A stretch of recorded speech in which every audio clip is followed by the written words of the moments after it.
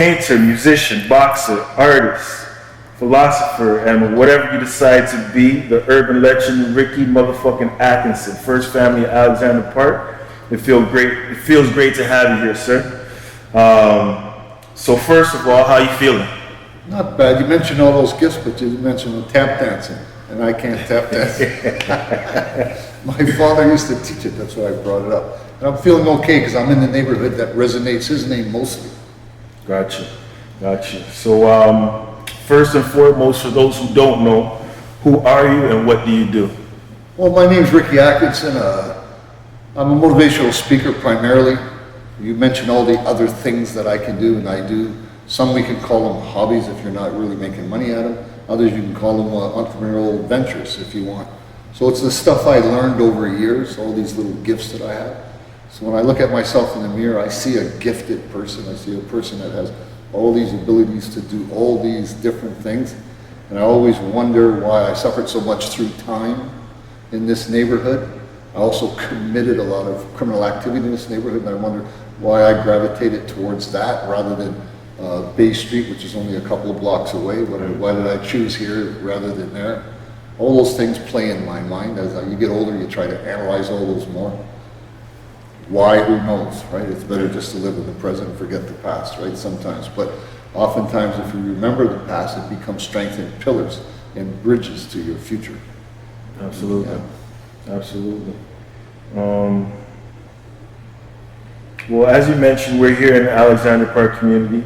And at one point in your life, or Alexandra Park Community Center, and at one point in your life, you lived actually like right in this proximity here, in this area, if we're correct. Yeah, so I came into this area in 1957, just 2.5, 3 years old, into the Kensington market. This was at the time the black neighborhood of Toronto, if you would call it that. There were more people of color in this downtown section of the city than anywhere else in Canada, with the exception of the smaller communities in Halifax, where they have isolated black communities there to this day. They're similarly the same. So I come to this neighborhood because my father moved into this neighborhood because there were other people like him in this neighborhood. And he elected to bring his family here rather than anywhere else in the country.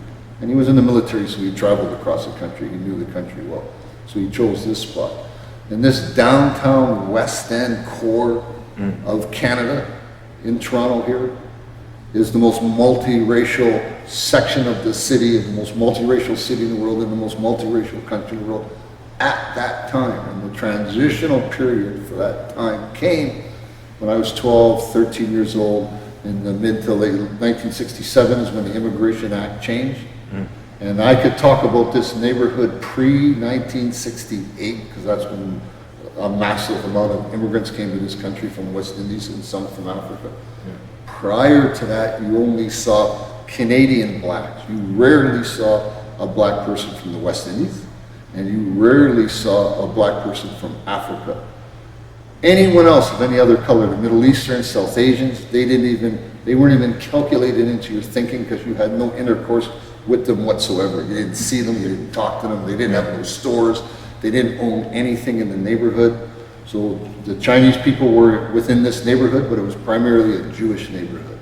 They had Ukrainians, Germans, south along Queen Street all the way to Ronsonsville, Hungarians up Spadina, Greeks that moved over Spadina and Bloor. A lot of Hungarians had 9 or 10 Hungarian restaurants. I'm bringing this for a reason because it goes into who I am. All these different racial subgroups that were around here enabled us in this neighborhood here, no matter what color we were, to interact with all these other people of different colors. Sometimes those interactions were good, and other times those interactions were bad, and you had fights and stuff happen. But it enabled you to do that. So you say, who am I? I'm the leader of the Dirty Tricks Gang, the former boss of a criminal organization that existed in this area. That's who I wanted to be when I was younger, that's what I aspired to be, and that's what I've done. Regardless of the negativity attached to it, morally, socially, and regardless of the physical impact it had on me by forcing me to spend 11,000 nights in a cell. 11,000. Wow. in one day. That book. Just to expand a little bit, you say that's what you want it to be. What is it that intrigued you so much at a young age about that lifestyle? I think racism played a big part in it for me, coming into this neighborhood. 'Cause you want to fit in, and I came into this neighborhood, let's say in a junior kindergarten. So it's like I said, primarily a Jewish neighborhood, and had all these other racial mixes, and you want to fit in, and there's ways of fitting in different. You could fit in musically, intellectually, athletically, or you could fit in from a street perspective, which is kind of natural to do if you come from the most incarcerated family in Canadian history. So the hustle becomes natural because all your adult relatives are hustling some way or some other to get by. The hustle could be legitimate jobs, which weren't really available to black men at the time. Very few jobs for black men in this city at the time. No firemen, postmen,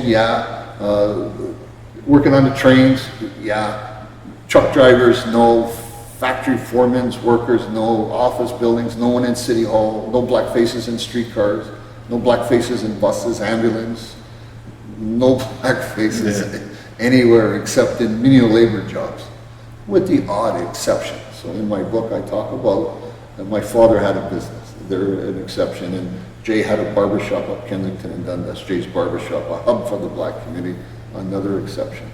And then in 1968 it changed. So getting back to the availability of touching all these other racial subgroups enabled me to fulfill my dream and mention it. And it was propagated by what I saw on television. I saw gangsters on television, those were the shows at the time. I didn't like cowboy shows because they didn't have any black people in the cowboys, and they seemed to be, if they did, they were subservient. And they attacked natives, and I didn't know I was part native when I was a kid. I had native blood in me, I didn't know that. So it didn't clue into me, but I didn't like the treatment of the brown-skinned people that I was seeing, even though the brown-skinned people that I was seeing on TV were really white people painted brown at the time. So I didn't like it. So the movies I did like were the Al Capone, the Dutch Schultz, Bonnie and Clyde type movies. And there was a movie theater every few blocks around here, literally.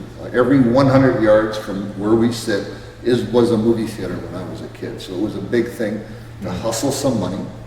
It was only 10 cents to get in the show. Hustle some money, get some pop bottles, do something, open a car door for somebody, sweep a sidewalk, take some groceries in the market, something to get that money to go to the movies. And the movies was where our escape was. So as you tried to fit into the neighborhood, when you were in the show, you didn't have to fit in. Lights went dark, everybody was the same, right? So. Gotcha. Quite a good escape. Makes sense.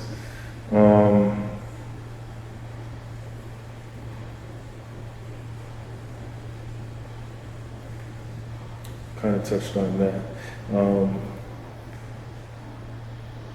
Can you let us know why this place was called the Ward at one point, and the demographic that was occupying the space here?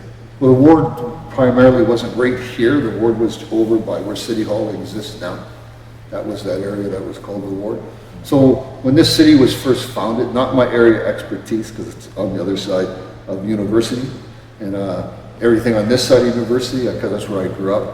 So anyways, that was a real poor, derelict area of the city. And the Chinese moved into that area in a small pocket. They had lots of Jewish synagogues, stores, businesses from Beverly this way. And of course, University was always a business district. Bay Street a business district. Yonge Street a shopping district. Eaton Center was just all those stores.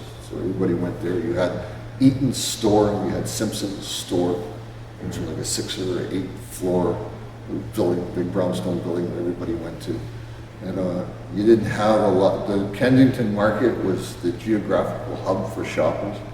You didn't have Costco's. You didn't have all these other places to shop. You didn't have these fruit markets. It was all in the Kensington Market. So on weekends, this area just swelled up with the rest of the city as they came to shop on Spadina or in the Kensington Market or in Chinatown or on Yonge Street. Gotcha. For those of us who don't know, let us know who your mom is and who your pops was, and how they met and how you got into the picture. Okay, so my father was in the army, and my father never talked about my father. He never talked about himself to us, ever, about anything. My mother never really talked about my father to us, ever, except when your father comes home, you're getting the spanking, you know? That was it. So they were pretty reserved in their history. So when I talk, what I know about my father and mother comes from the other relatives that were around us that say stuff about my father. So my father did time because he hurt someone really bad who tried to prevent him from working on a ship, who said to him, as long as I'm alive, no niggers are going to work on this ship, and that didn't turn out too well for that individual that said that. I can imagine. So he went into the army, he was a sergeant in the army, went across Canada teaching black troops how to do the World War II thing. And then after World War II, 1945, he went back to Halifax, did his trip, and ended up in Sudbury. Well, still in the army in Sudbury. And he didn't go back. He said the war was over, my contract was almost at an end, so screw you, he didn't go back. So literally he quit the army, stayed in Sudbury, had a band, a jazz band called Five Dots and a Dash, five black guys, one white guy, the piano player and a dash. Yeah. And met my mother at one of the gigs he was doing up there. And then they hooked up. A couple years later, he rolls back to Toronto, more opportunity in Toronto, more stuff happening in Toronto. There's a story behind it. I don't know how true it is. I can't confirm it with more people. But he had some, he robbed somebody, apparently robbed someone. The judge's daughter was my friend's mother. It got worked out. As long as you leave Toronto, we'll forget the charge because it was against another brother. Okay. So it wasn't a big deal.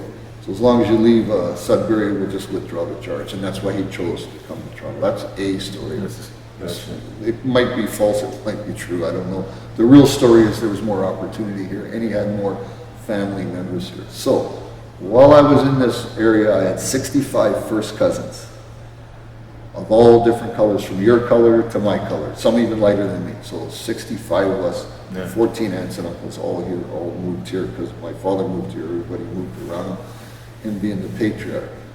So he came out of Halifax, can box, wasn't that good. I come from a boxing champion family, the biggest in Canadian history. It was like, you go back in 20, 30 of us that were champs, Canadian champs, British Commonwealth champs, boxing champs, football players. You're a pretty big boy yourself. Yeah. Yeah, we have this. We're big, like 6'2", 6. No, I was 6'3". Yeah. 6'3" when I fought my first pro fight. I was 208. And that was pretty big at the time. Ali was 211. You know? George Foreman was 218. And those were considered big guys in the heavyweight thing. So I've always been a big heavyweight. Ricky Johnson's my cousin. My grandmother, great-grandmother was his great aunt, right? That kind of stuff. So there's Nova Scotian connections, you know. Cousins make dozens, that kind of stuff. It's Nova Scotian saying there's so many of us. So that's my father's history. My mother's history is she's Ukrainian, born from immigrant parents who came to Canada, settled in Sudbury. So she grew up in Sudbury on the Rock before she met my father.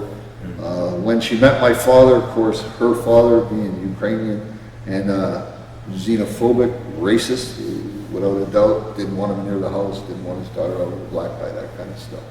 Didn't speak English, and as kids he didn't speak English to us when we went up to visit my grandmother.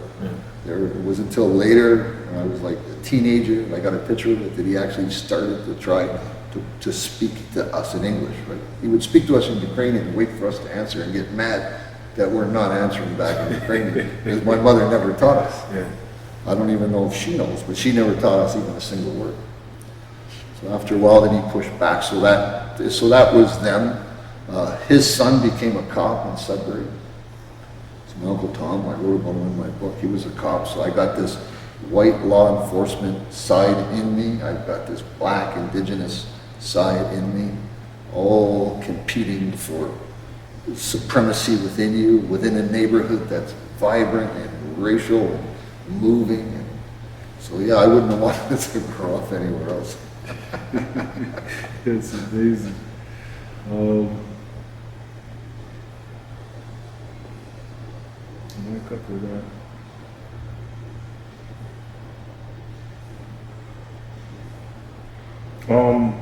And you might not know this, but it's a question. What do you think that it was that drew the two of them together? Being that, you know, It's hard to get analytical on that, because you'd have to literally interview both of them. yeah, To ask them what attracts anybody together. He would have been an enigma, a stranger in town. And he's big, my father was big too, big, tough, aggressive guy. Yeah. So he'd have had no problem pushing someone aside if he wanted to talk to someone. Can I talk to you? You know, that kind of gotcha, stuff. yeah. So who made the first move? Don't know. Undoubtedly, it was probably him. So, Did you always live in the Alexandra Park community as long as we were here? Or what streets did you live in when you were so downtown? from 1957, right, we moved to Benally. Okay. Benally and, after 1957, to Benally and Bathurst, right where the streetcar turns around. Okay. So that's my first memory. I can't remember the market. I just remember pieces of it. I remember fishing, because they had big trucks with water tanks on it. The fish were fresh. You can't get fresher than that. Yeah. And as kids, we'd bring, Mom, the fish truck is here, like you hear ice cream truck. Can we go fishing? And the guy would let us stand there fishing for carp or whatever he had in the thing he'd throw. But we thought we were kids, we were really catching fish. We moved to Benally. That's where my consciousness became alert. My long-term memory began to form. So I can remember almost every day from 4 years old till now. And it's not a good thing. You're better than me. It's not a good thing, because there's days you don't want to remember stuff. Yeah. Yeah. Right, so when you remember everything, it's not a good thing. It's good to have a subjective or selective memory, right? So, Interesting. so anyway, so we were at Benally or rather Wolseley and Bathurst Street, and that's where my life starts. That's where I feel the air, I smell the trees, hear the birds, and I see the relationship that people have in this neighborhood with each other. So I wrote in my book that my first memory of my grandfather was him sitting on the street corner, just like you see my relatives now, on the corner of Queen and Bathurst. That was my grandfather there, and we lived around the corner. And I always thought that was really strange, like, why? What's his hustle? What's he doing? Of course, I had other uncles and different relatives and cousins of different ages doing different stuff, moving around this neighborhood. And I always remember my grandfather hustling on that corner. And I go by there now and I see relatives now hustling on that same corner. The meeting place over there. Yeah, you know, I'm talking about the meeting place. Yeah. Do you remember your exact address that you were living at when you're Wolseley there? Yeah. No, I remember the house. The house is now modernized. It's the one beside the laneway. Okay. The building beside it, that brownstone building that takes up that block, that was a flour factory. Okay. Beside the flour factory was a liquor store before you hit Queen Street. But now it's a little bar they got happening there now, across the street from that hangout place. Yeah. What do I think you call it? Cherry. Yeah, and that steam bath place was there, because I remember at 4 years old, my mother saying, "You kids don't go in there for any reason. Don't go through the door. Don't go in there for any reason. If you go in there, I will beat the shit out of you."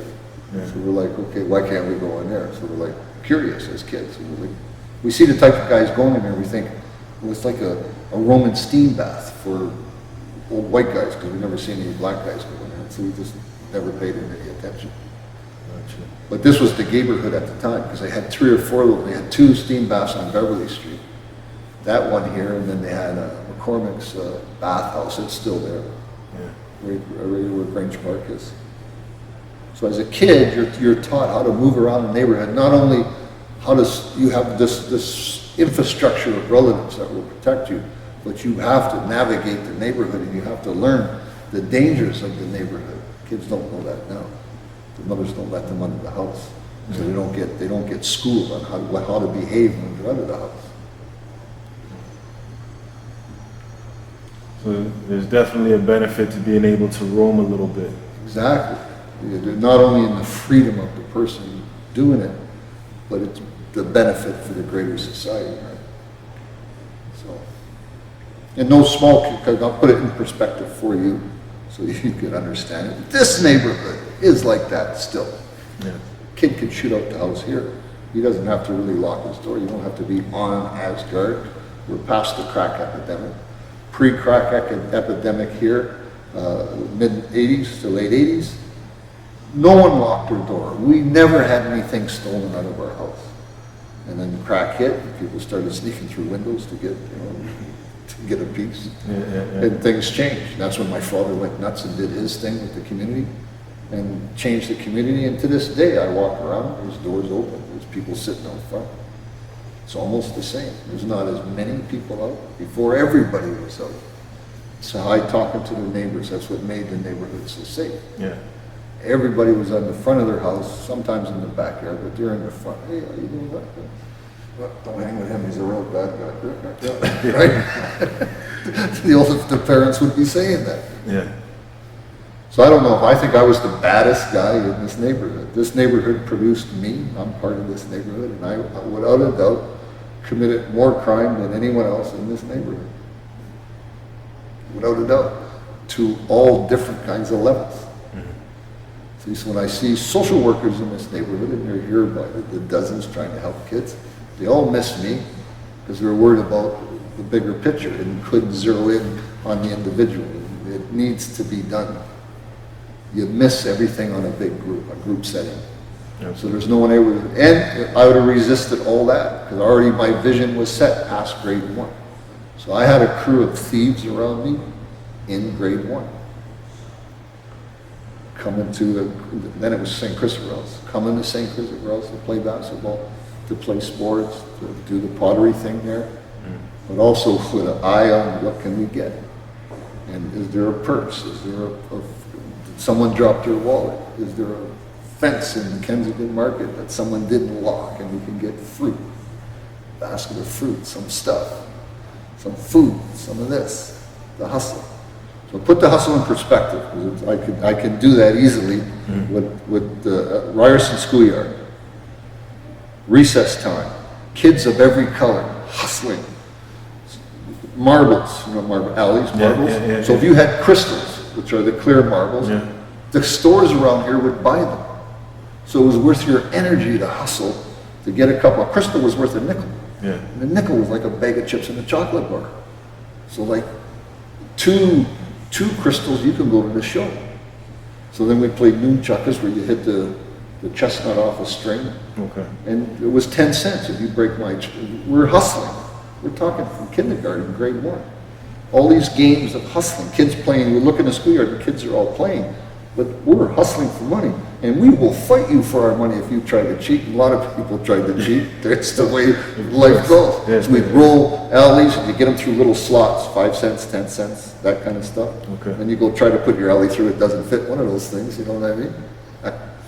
So everyone's cheating, trying to get that. And with that comes the concept of crime, the hustle. And in a neighborhood, we were able to see the hustle. This is the garment district, the manufacturing core of Canada. Yeah. The hustle is in clothes, it's in shoes, it's in garments, it's in fashion. And we see that Joe Blow just stole a coat off the truck. Because we know him, he's my uncle, or he's my cousin, or he's a friend. And he sold it to that guy. So we know that if we steal a coat off the truck, we can sell it to that guy. We just have to find out how to approach him. And as kids, we're moving around doing that, sticking our little hands wherever we can get them to get stuff. So in grade 1, there was a cookie factory where Mello's meat store is 100 yards north of Dundas on Augusta, behind those houses. In that lane where you had to go in. We stole a box of cookies. There were those white and pink marshmallow fluffy cookies with coconut on them. You still see them in this neighborhood. Well, that was the factory. And we took them to Ryerson School to give them to the kids in our class because we ate as much as we could eat. We couldn't eat no more. We didn't want to throw them out. And my friend Demetro said he got them from his father, who was a baker at Mars's restaurant. So everybody's eating them, and then one girl wouldn't eat one. We talked, this is grade 1. Yeah. And then the teacher says, "Why won't you eat one of these?" She goes, "My mother told me not to eat them if they brought them to school." Why? Because they stole them from the cookie company. We live right above it. We watch them do it. So teacher freaks out. Obviously, they called Demetra's mother, who doesn't like this girl's mother for some reason, and says, "She's a liar. My husband gave those cookies to my son." That was the end of the story. So we're like, phew. here's the thing, from that day on, I never liked that girl because she ratted us out. But I never considered that she just didn't want to eat a stolen cookie. That was grade 1, man. So let me say this to the world. Everybody that was in the laneway that day that stole those cookies in grade 1 went to prison with me when we became adults. We stayed a crew all the way up, all the way through. All the way until we picked up guns and started robbing things in this neighborhood. And all those that broke away as we guys gravitated towards the energy that I was spinning, those that went away, I'm going to university, or I'm going to Central Tech, I'm going to take a mechanics course, I don't want to get in trouble, I don't want to blow it, you know. They never went to jail. All the ones that hung in went to jail.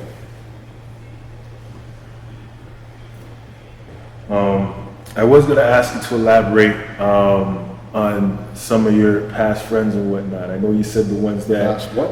Friends. Like you said there were certain ones that stayed with the crew and hung around, they all ended up going to jail, and there's other ones that decided to differentiate and they ended up going to school. Do you still have contact with some of them? Yeah, a lot of the guys. I put on a function here a few years ago. I don't know if you guys were here, but I think 3 years ago I put in honor of my father. It was a nighttime dance. All the people that used to live here, a lot of them came back just for that reason, that I hadn't seen in a long time. So yeah, I keep in touch with them. I see them, Ronnie Wynn, Bob Ellis, they're all neighborhood guys. We still see each other. My gangster friends, dead, in prison, or moved away. The ones that survived and are alive, it's just too much trauma to us to be hanging with each other. Yeah. Bullet holes, and you look in the bullet holes and shit. Here we used to talk about what's wrong. Well, remember time I got shot? Yeah, it kind of bothers me now. I can't move as good, that kind of stuff. Yeah. So yeah, and I'm not close to anybody. I spent 33 years in prison. So when you say friends, friends come and go. Yeah. It's as simple as that. You only get so, if you're a leader of the crew, it's weird, it's lonely at the top. It's an adage that plays true. Because when you're a leader, you have to maintain a certain position where you have to be aloof from everybody in order to analyze everybody and everything that's going on. You can't be in somebody's face all the time and feel what's going on the peripheral. So you just habitually take that position of, it's lonely at the top. It's like Obama was saying with his interview with the White House. Yeah. Lonely in that chair in the White House. Because you have to make certain decisions. So for me, that's what it was like. So I maintained certain, I'll give you an example. Very few people have ever been in my house. Ever. For that very reason. So my mother, I don't think my mother's, she went to my condo that I was in. So she'd been in one condo in 40 years. Right? My father had been in my house once. So how it is now, rarely do even my brothers and sisters come into my house. A stranger coming to my house is rare. So I'm more open to it now than I was before because I'm not in the same mindset as before. But if you came to my house in the old days, 100% someone was following you for 2 or 3 days. I don't want to know everything about you that I could know about you. Gotcha. It definitely makes sense. Definitely makes sense. That's the price you pay for criminality. And that's what I say to people. When you do stuff and use those skills, whatever those skills are, non-criminal activity, when you get knocked down, you fail in whatever endeavor you're doing. You can dust yourself and pick yourself up, and oftentimes there's people that will help pick you up. In the criminal world, no matter how big and fat you are, when you go down, all your friends around you, all those guys that you counted on, are now skinning the bones, digging their hands in your pocket, grabbing your stuff before it's too late. Yeah. Right? If you got killed, then you can understand that they're going to do that. But when you're in jail, they do that. And it's like, where's my shit? It's all gone, man. What about this over there? Gone. What about the stuff there? Gone. Ain't one of you guys with me? Well, I am. You want me to give this watch to your lawyer to help you out? And that's the way it is. So you got to be honest. So I say for most young guys at grade 1 and they want to start a career as a criminal, I would say be very careful of the friends around you because that will be based on your success, and at the end of the day, you're gonna lose anyways. There's very few guys in this neighborhood, and I know some who were criminal and never got caught. So I look at those some as lotto winners. They won at the game of life that we call this hustle. And I didn't, and the other guys, and 99% of us didn't. So when I look at those guys, they exist. Legitimate businessmen now, to you. But we know they were crooked all along. We know what they were doing. The legitimate businessmen to you. But we know. So when I look at those guys now, it's like respect because you were lucky. You were lucky at this game we played all those years. And that's what it boils down to. It's like winning a lotto. We had a conversation with Adam Vaughn the other day, and we learned that Mayor Phillips Gibbons, who hails from the Alexandra Park community, wanted to build these big project houses, but not for the benefit of the residents or the community. Do you remember anything about that at all? Gibbons, and you're talking about years ago. Philip Gibbons, years ago, yes. Yeah, I remember the name. And I don't remember that argument. I can remember these houses being built in 1965, 66. Yeah. And I don't remember any push against the housing until my father wanted to co-op it. And then the city started talking about alternative plans and all these kinds of stuff. So I don't know if that's the era. Excuse me, we're talking about early 90s, late 80s. I think it was a bit earlier. Before Lastman, right? Definitely before Lastman. Before Sewell, then. Yeah. Sewell, yeah, okay, so you're in the early 70s, late 60s. Adam Vaughn's going way back. He's digging deep on this one. He's definitely a historian. Yeah, so I remember the name, but I can't remember the argument. Unless it was the argument when they were building it in the 65 argument, unless he was there. Unless he was the mayor around that time. And that was out of my political consciousness. I'm 10 years old, 11 years old. I'm thinking of how to get a good bicycle. The important shit. Project Originals. How did that name come about, and how did we adapt it? It was the crew after us, because we never called ourselves Project anything. Yeah. And we never repped ourselves when we went around. Because there was guys not from Alexandra Park, in Alexandra Park, that were just as tight with us as anyone here. So we didn't say, we're from Alexandra Park, P.O. We didn't say that. We said, we're from the downtown West End. And that gave us a broader, our wings were bigger. So downtown West End, what are you talking about? Everybody knew what it meant. And on this side of the university, south of Bloor, right, to Ossington. So when you get to past Ossington, you're in the far West End, like Dufferin. The city ends at Ronsonsville. Yeah. So we didn't go that way. So this downtown West End, rather than the West End, downtown West End. That was what this was. So.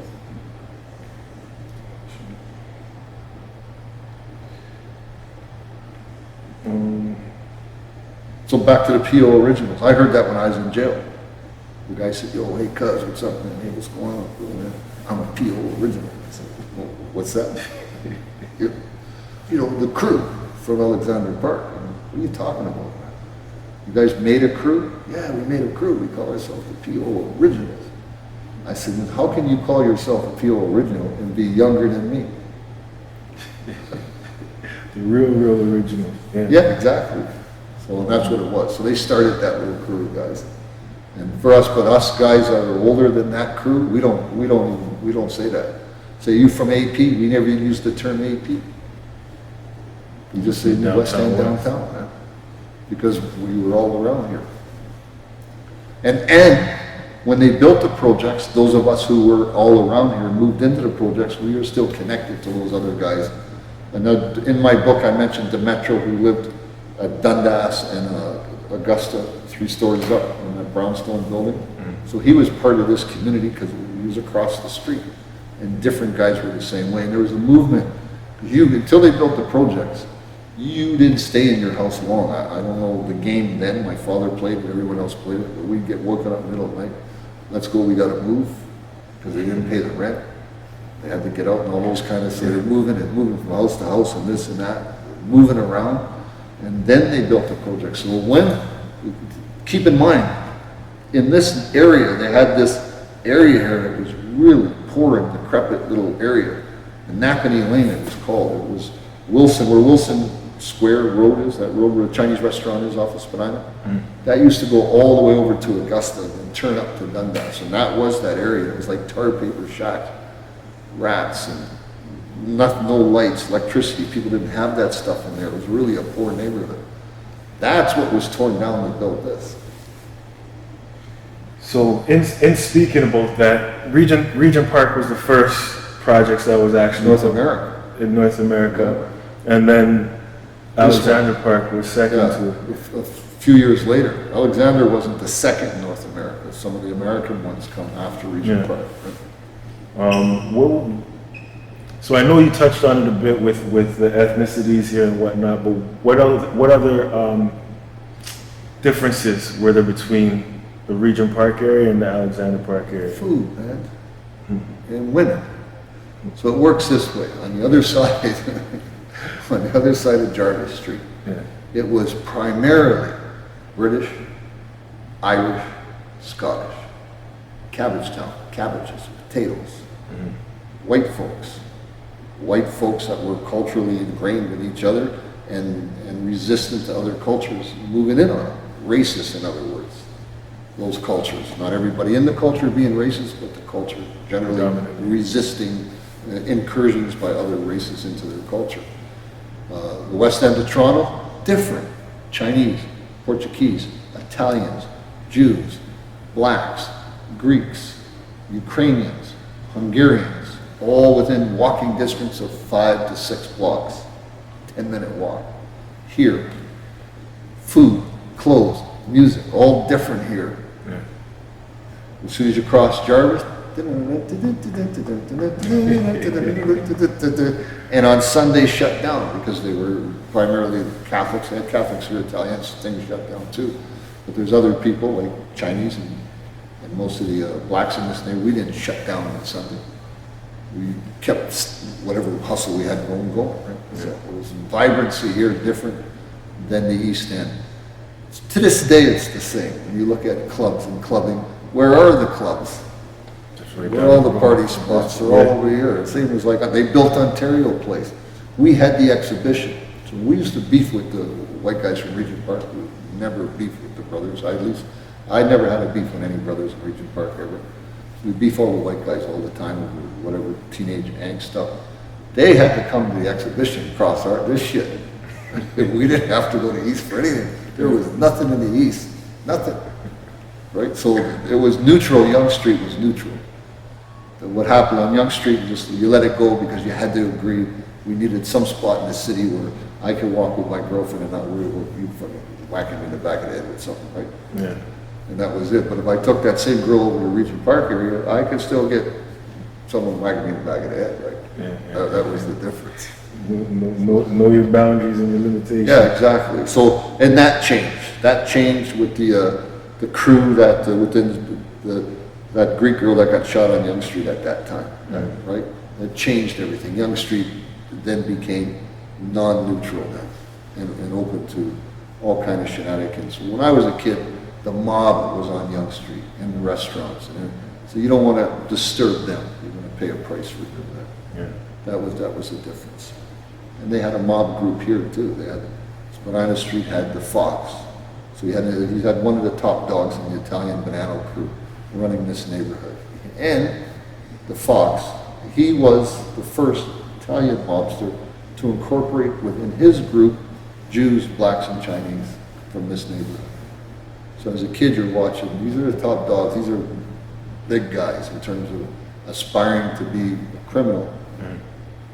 It was easy here to think a certain way because if the main boss, if the head of one of the Banana family guys accepted blacks, Chinese, and Jews into his organization, then there was a shot for me. So as long as I played my cards right and did the right things, I can move up into that organization or at least be pulled in and get the goodies that you get when you're a made guy or you're in with a crew. So all kids aspire to be that. They join basketball clubs, chess clubs, and sporting clubs to be in a crew. Exactly.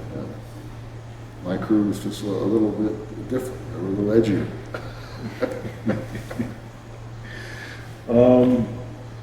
In your opinion, why do we speak in the accent we speak in?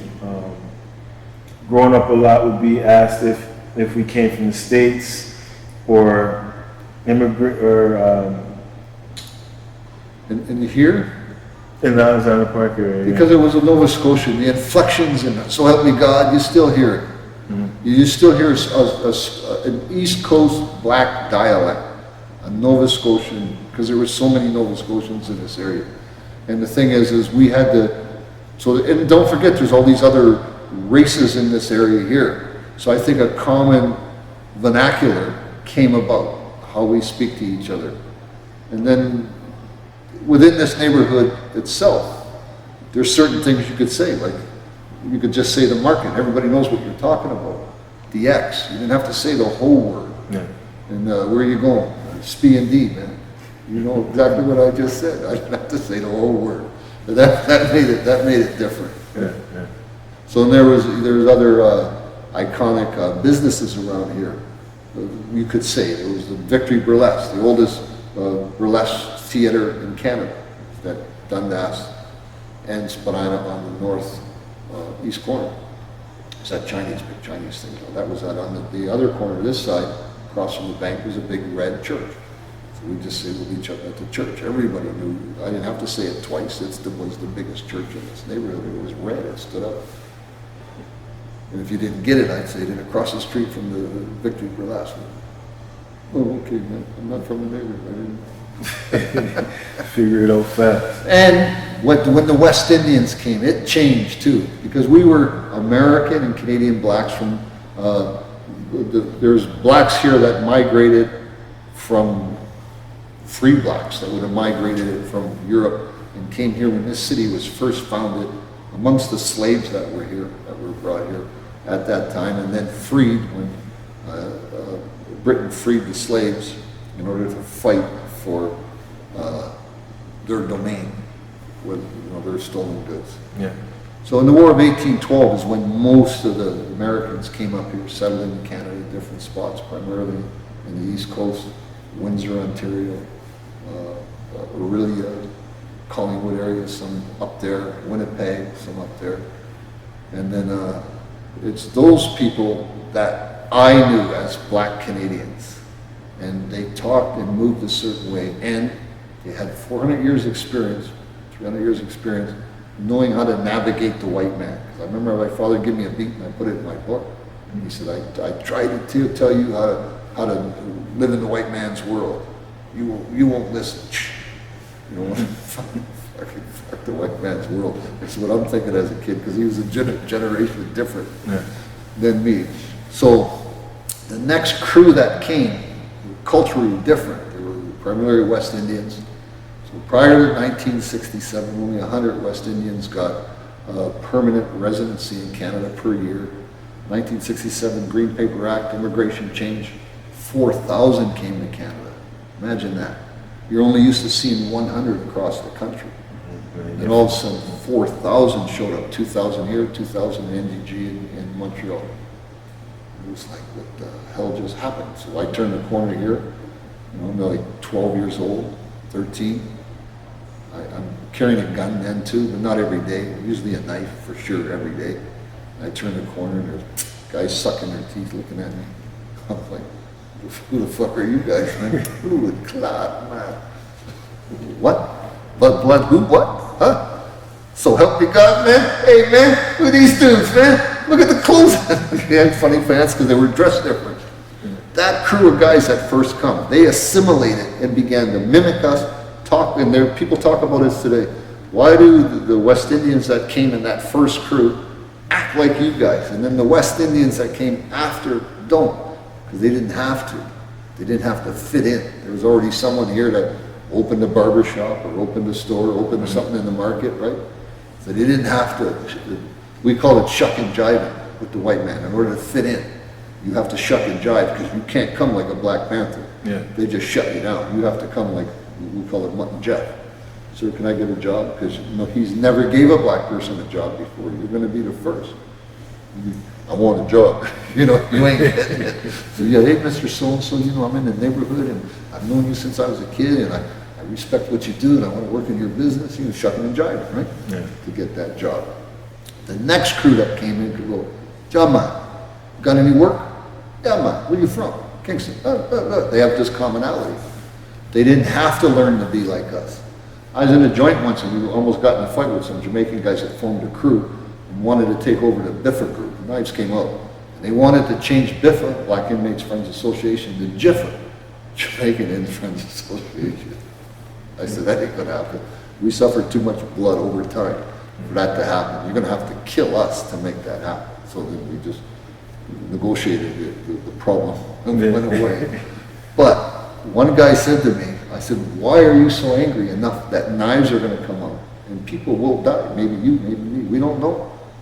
But we're gonna lick you up. And he says, because you get along with the white guys too good. I said, that's us Canadians, man, going back 400 years. We learned how to do that, how to fit into Canadian society. And we'll use the same thing. When the Italians came here, they had to do the same thing. And when each group came here, they had to do the same thing, except the first group that came, the first group of airmen came here and just pointed guns and took everything. The next group that came after that, they had to shuck and jive in order to get in. And every cultural group done that coming into this country, including the ones you see here now. We see a lot of Muslims in our neighborhood now. How do they fit in? They can't say to you if you're walking by eating a hot dog, don't walk around me eating that pork. The Louis Farrakhan's crew, the Black Muslims in America, they would. Man, you eating that pork, it's gonna rot your brain out, man. It's gonna make you do all kind of crazy stuff. Don't want to eat that pork around my house. So they would say that, but you can't say that. And they're not going to say that. You see what I mean? A different cultural group. That's Try and stay underneath the radar. That's right. And just get along and move out. And I've seen so many people. Okay. Yeah. So I've seen so many people do that over the 50 years that this park's been here. They came, they fitted in, and they moved away to other communities in Ontario. Okay. Can you name some of the Scotian families that, Scotian/Alexander Park families that were original residents here? Downies, the Sparks, the Atkinsons, the Howes, the Drummonds, the Johnsons, Dexter Stoney Johnson, who was the first black detective, Stoney Johnson. His mother, his family lived here. The Jacksons I mentioned. Just keep going. Yeah. I'm trying to, Pepper, I forgot his Fowler. They're all the first families here. So what is, if I go down Denison Street, no blacks on Denison. Our family was the first, and the Reddicks, Big Joe Reddick, Alex Reddick.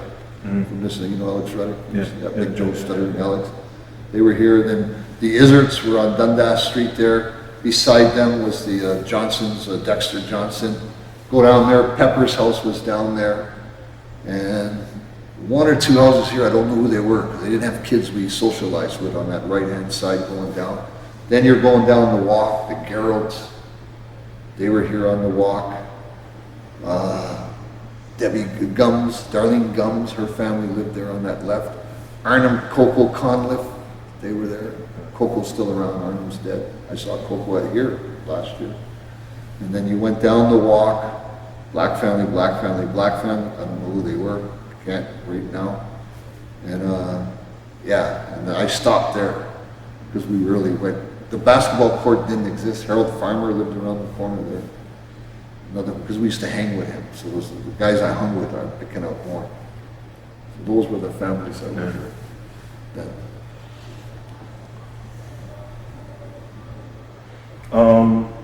At a time, there was only 2 black-owned stores in the area. Actually, no. Yeah, I can hit that. My father was manager of the Army and Navy Club at Queen and Spadina.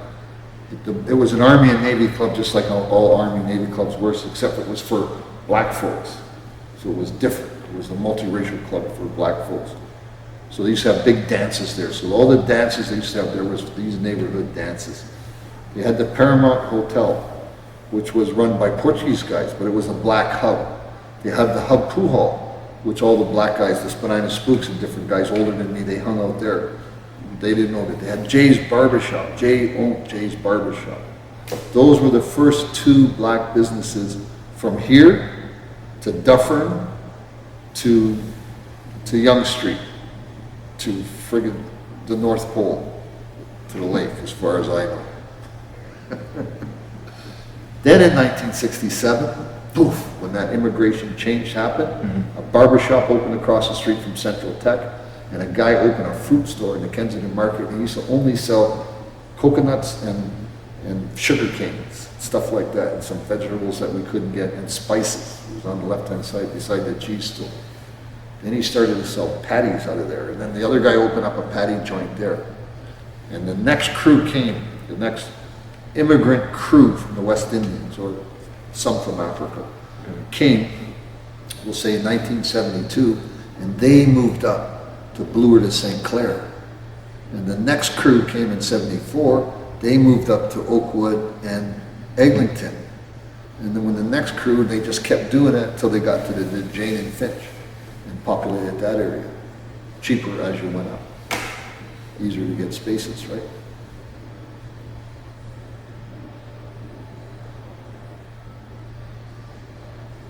In 1976, you were locked up, weren't you? And you missed the Montreal Olympics. Did you plan on entering? Because I know, despite the crazy street life, you had a promising boxing career. Okay, so what happened to me is when I went to prison, then I started boxing in prison. So I elected to come out of prison and go to Montreal. I had an uncle in Montreal that had a store. So I knew it would be easier to me to convince the pro board that I had I flipped my switch and that I'm changing my ways. So I went to Montreal to work in my uncle's store with the intent of boxing. My first fight, I became the Montreal champ of the whole city. My first fight, I fought the champ and beat him up. Just got out of the pen and I'm buffed, right? And crazy. You're not afraid of anything. We used to fight in the pen with just our fists. So we were really trained and tuned up. My second fight, I was the Montreal, the Quebec champ. Second fight. So now the Olympics is coming up. I only had 2 fights. The next fight that comes up is for the Eastern Canadian Championship fight. And I had the cold, I had a flu. I fought the fight anyways, lost on points on that fight, but I got hurt. I got hurt in the chest. So the next day I went to the hospital. They said, you got soft muscle tissue injury, plus you're sick, you shouldn't have fight. Look at you can barely breathe. And I'm driving my car, and every time I coughed, I had to pull over. Unbeknownst to me, so here's a story. In this neighborhood, I brought a guy here, Kelvin Lawrence. He was an RCMP guy, black cop from Halifax, wrote a book called The Black Cop, and I interviewed him on Flip Your Switch show. He was the Canadian champ at that time. So I could fight him. So the boxing commission phoned me and said, are you ready to fight for the Canadian championship? And I said no, because I wasn't ready. My trainers and all, don't fight if you're hurt, right? That kind of, when I train people, I'm that way now. I won't let you go in the ring if you're hurt. Kelvin Lawrence didn't get to fight because the police commission wouldn't let him have the fight. We wouldn't have fought for a month. I'd have been ready by then. So I should have said yes and just sucked it up and went. I didn't have to fight. I could have backed out at the last second. Yeah. So I'd have won, and I'd have went. So in 1976, Canada did not send a heavyweight to the Olympics. Wow. Yeah. And I was right there. I could have made it work. I could have made it work. I was at that position to make it work. So then I came back to Toronto, and after that. So I came back to Toronto, Queen City Boxing Gym, and I talk in my book about Nicky Flano, Eddie Mello, Gary Summerhays, all these championship fighters that I met then, and I started fighting and mixing it with the pros, getting ready to turn pro. Then I was arrested in 77 for trying to crack a safe, because I'm still a bandit, I'm still a bad guy, even though I have all these skills. Come out in 79, buffed again, ready to fight, been fighting inside, running boxing programs in the prison system. and I turned pro. Had a few fights as a pro, and had a shootout with the police. So I'm boxing and robbing banks, because I'm more Al Capone than I am Joe Louis. Wow. Definitely be different to pull off in this day and age with social media and all the cameras It is. everywhere and whatnot. It's the double lifestyle. Yeah, exactly. It would be harder to do that. So I could stay in the background before even, but even the background now would be dangerous, because someone had to do all the legwork, my expertise, smelling out the opportunities, defeating alarm systems in big companies, organizing to your shoelaces, the guys that are going to do the score, making the score happen, selling the stuff after the score, depends what you got, tidying everything up. It's a full-time job, and what I say to people is crime on TV seems exciting, but when you do it, man, it becomes a job just like any other job. We robbed over 100 banks. Like, are we going to do another bank? Really? Oh man, isn't there anything else to do? I'd rather rob a jewelry store than a bank. It'd be more exciting. And it's just work. It turns into work. And all crime turns into that, no matter what crime you're doing. I say that to everybody.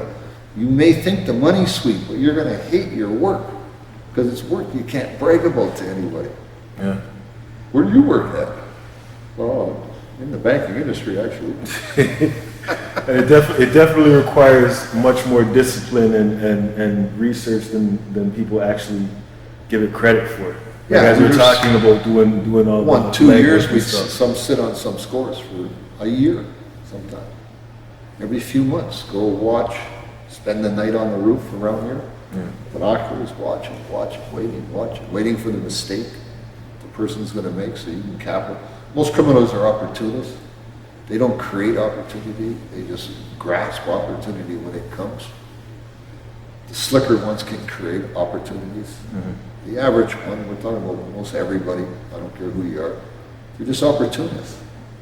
Right time, right place, with the right amount of balls to go after it. Or the right amount of stupidity to go after it. Either or. Yeah. And that's the way it is. So if you get lucky, it's like rolling dice. And sometimes you get lucky, sometimes you don't.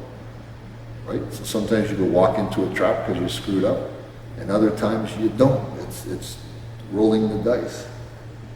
So it's what I know best. I've done it longer than anyone else, and I've done it well with a big crew of guys for a long, long time.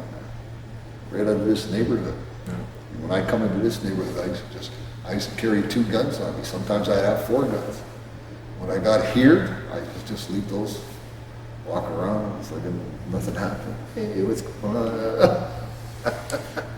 That actually just reminds me of a question from when we did the Village Circle panel a few weeks back. And one of the questions that was posed is, how did you get guns at that point in time, or in that era? Guns? Yeah. Okay, so there's the simplicity of guns. Living in Canada. If you appeared to be 16 years or over, if you were 16 years or over and had ID to prove it, you can buy a long arm anywhere in Canada. They sold them in grocery stores around here, hardware stores. Eaton's sold them. I remember there was a spot down on Queen just by Bathurst there, like a army surplus. King type Saul's, store. Army King surplus. Saul's, yeah. Go in there. So King Saul's. Yeah. I'm 14 years old. I walk into King Saul's. I said, what's the most powerful rifle that you have? He goes, what are you going to shoot through a Brinks truck? That's what I was thinking about. What can shoot through a Brinks truck? So he goes, this, and he gives me an 8mm, German Schmauser, 8mm. He said, this will punch through almost anything, but don't shoot it. What are you going to do with it? I said, I'm just going to shoot shit up. He goes, don't shoot it in the city, man. Take it outside the city. I'm 14 years old. So I go home on 109 Denison. I got the clip in, and the bullets are this big. So I go, should I shoot it? Should I shoot it? Should I not? Should I not? And I let a round go in the wall facing the school. And my father comes home, he goes, because we had 22 rifles. Like, are you shooting those guns in the basement? We used to shoot them at phone books and stuff like that. I go, no. What are you shooting? I said, I just bought this. He goes, man, you the stupidest boy I ever come up against. He said, behind the wall are all the gas mains for the whole block. You could have blew the neighborhood up, man. He said, in that bullet, you don't know how far it's going to travel to there. So you could get guns from anywhere. Plus, we had so many guns, we used to sell them. When I was 16, we used to sell them. I used to sell a 38. If you bought a 38, I'd give you a 25 for free. We used to have pen guns we used to get from Buffalo for $10. And we could sell them here for $100, single shot pen guns. Yeah. And we'd give you one of those for free if you bought one of our 38s for $50. That's what they were going for. Here's the other thing. So I'm going to put this in greater perspective. People didn't pay attention to gun security. We could go into Eaton's, and we did it a lot of times. Crawl on the floor where the sports section is. Someone would get the guy at the end. I want to look at a hockey stick. He'd go down the other end. Crawl on the floor, pop up in their storeroom and grab 4 or 5 guns and put them on. 38s, 45s, put them, and then walk out. That's how simple guns were. Yeah. So we, I don't know if other guys did it, but I broke into every gun store in the city of Toronto. I never missed one. Every one we hit, every gun store. We either broke into it or we armed robbed the gun stores. We did that for the Black Panther Party. That's when we upped our game. When Warren Hart came into this neighborhood and said, guns, can you get me guns for the Black Panther Party? We said, we'll give you these ones that we got from King Saul's and places like it. We'll give you these ones. More, I want more, like a junkie. I want more, we want more. And we're traveling all over the place, stealing guns, stealing dynamite. Going up north into construction sites and hardware stores, breaking into them, stealing dynamite, guns. Guns all over the place. Gotcha. Yeah. But here's the but. There's a but in there. All right. There was there's guns out now. There's lots of guns out now. People are killing innocent people. They're shooting and missing people. We didn't use them that often. We had them. We didn't need to use them. They were only tools for us to make money. We either sold them to make money or they themselves made us money. They weren't tools for our aggression or our psychopathy. I'm going to kill you because you stepped on my shoe. Although I put that in my book. And Spider Jones mentioned it when we were on Flip Your Switch. He stepped on my shoe and I was going to shoot him.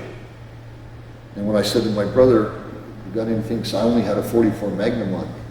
So I said, we got any small guns? Well, I'm going to shoot this guy in his ass. That's what was my thing.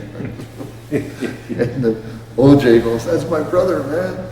And Spider cleaned it up. But so I had that same mindset as the kids that have now. I would shoot you back then for a slight. What the fuck you looking at, man?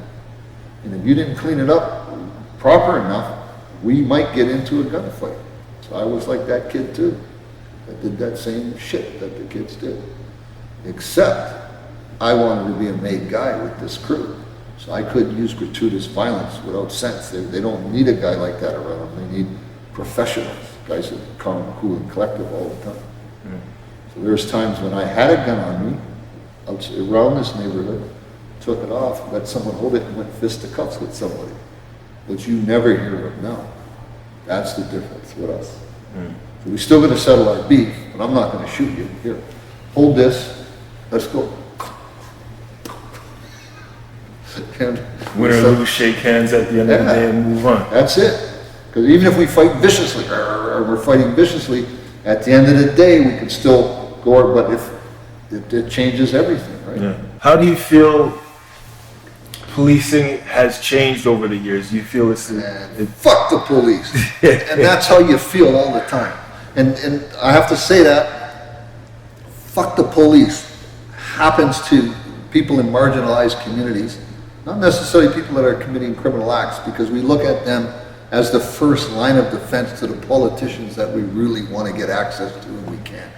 And we actually look at the police, at least I did when I was growing up in this neighborhood, as someone preventing me from succeeding and not someone helping me navigate life and society to succeed. However, there were some cops in this neighborhood who were trying to help individuals succeed. The bad cops spoil it for them all. So walking across Dundas Street, I'm 15 years old, so I'm still a juvenile. I just got out of training school and I'm immersed in Black Panther philosophy and black radicalism. I've been indoctrinated in that stuff because that's what I read when I was in solitary confinement in training schools. I come out here, I'm crossing Dundas Street, just where Manali Walk is, and a cop car almost hit me. And I had to jump out of the way, and he said, "Hey, Burrhead, get off the street." So I went to everybody, I'm going to attack the police. Fuck the police. And I got 100 guys to say, fuck the police. We hid behind the wall, 100 of us, you know where the wall is along Dundas, with bricks and bottles. We got someone to phone the police, say that they're beating their mother up, can they send a car? A half hour went by, nothing. I said, man, phone the police back and tell them that your mother's white, your father's black, and everybody's watching. He didn't even put the phone down, man. You hear, woo, woo, woo, woo, woo, woo. The cop car coming. He comes along, and as soon as he got near us, we pop up, and we all start throwing our bottles and our rocks at him. He lays down on the floor of his car and crashes in the Max Milk store, which is now that bike store. That was then our reaction to the police. How that came about, it wasn't me jumping out of the way from a guy that said, hey, Burrhead. It wasn't me exciting the guys in the neighborhood to attack the police. It was the police who brought that upon themselves. There was a new crew of teenage kids that didn't want to take their shit. The United States was on fire, literally. Detroit was burning, New York burning, Detroit. There would be all these riots and stuff happening in the States. A lot of American draft dodgers up here stirring up a little bit of trouble on what was happening in Vietnam and what was happening in the States. And our reaction to who we thought was people preventing us from succeeding. So that was the attack on the police at the time. Because of that attack and other attacks we made on the police in this project area, they stopped sending police into Alexandra Park.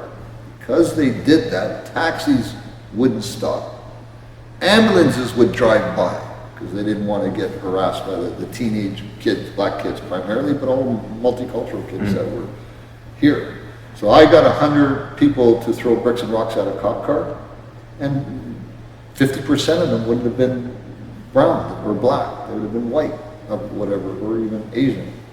So it was a community angst against the police. And how that came about, and I write it in my book, is Keith Ford, the highest ranking police officer in Canadian history until the other one just became chief 2 chiefs ago. Forgot his name, sorry. But Keith Ford came here one day, walked down Vanoli Walk, and there was like 200 of us out, a lot of kids. And he had a bucket of chicken because Colonel Sanders just opened. And we're all like, Colonel Sanders, man, just opened. And he had a movie projector, and he ran the cord into where the Geralt lived, and there was a cement wall, a brick white cement wall. Can you guys remember that wall?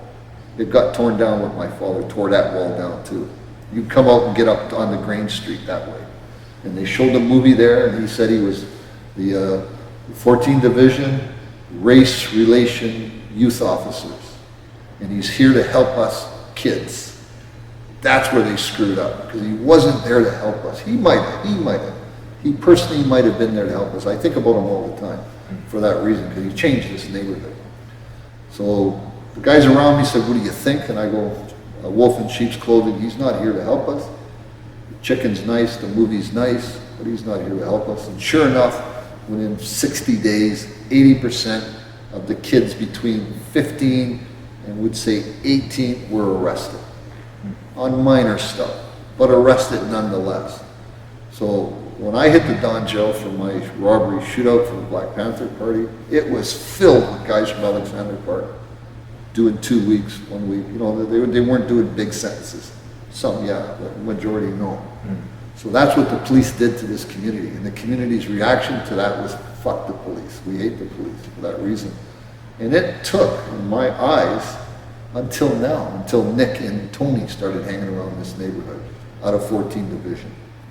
Being what cops should be, community cops, shaking hands, asking you if you're okay, asking you if the community is good, if everything's well, and not here taking notes and numbers, waiting to nail you in case you leave the neighborhood, or waiting to nail you when they get enough guys to nail you or set you up.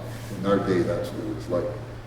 So the policing was different. So they had number 3 division, I put that in my book, which on Claremont and Queen, it's a fire station now. And in preparation for this immigration change, and I know that's why they did it, in preparation for this massive amount of dark-skinned people that were going to come to this country, they built 14 Division. Bigger, it's within the heart of this multiracial community. 14 Division has always been the most problematic division in Toronto's police force. They have always, the most shootings happen in this downtown West End, the most beefs, the most stuff. Alexandra Park, way different than Regent Park in terms of its relationship with the police at the time.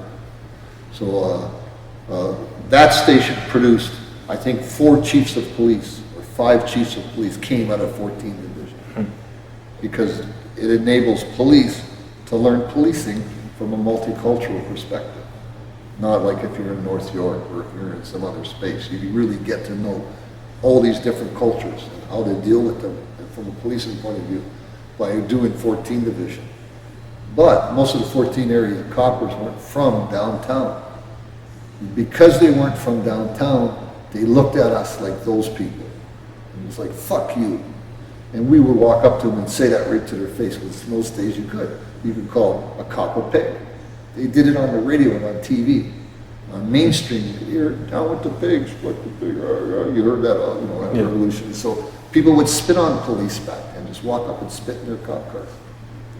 Now that's assault with, I guess, a dangerous weapon now. Right? So, but that was the attitude towards the police. So it took them 45 years to start to come around to what it was like policing here to what it's like policing now. So they're still beating guys up in this neighborhood. I would say this, if a cop called me a burrhead and I attacked him, imagine what if he punched me in the mouth, what I would do to him back in those days. We would just beat the shit out of them. And we used to beat cops up. Here's the other thing. Cops were tougher back then. I don't know if they were tougher just genetically or tougher because the law allowed them to be. But I can remember often cops taking their guns off, their hats off, handing it to the other cop standing there and going fisticuffs with you because you had a big mouth. Yeah. And you're in his face. And he said, you better shut up, I'm gonna punch you out. You can't punch me out, I'll kick your ass. You think you can kick my ass? Jesus, hold this. And you're going around in the park with a cop, trading blows. That's what was different. And I don't see that. I don't see the reaction to that now. I don't know if they're allowed to do that. When you get you in the police station, and I'm a big guy, so you got a big mouth. What are you going to do about it? I'll kick your head in. Try. And we started falling all over the place. That was those days, right? So that's what's different now. The police have become more military. And I think more conservative in their policing and less distance from the people because they become more military. So I say to the cop now, do you want a fist fight?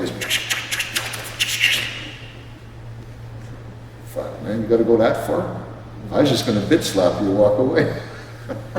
It's interesting you say that because it seems like it's the same mentality in the streets as well.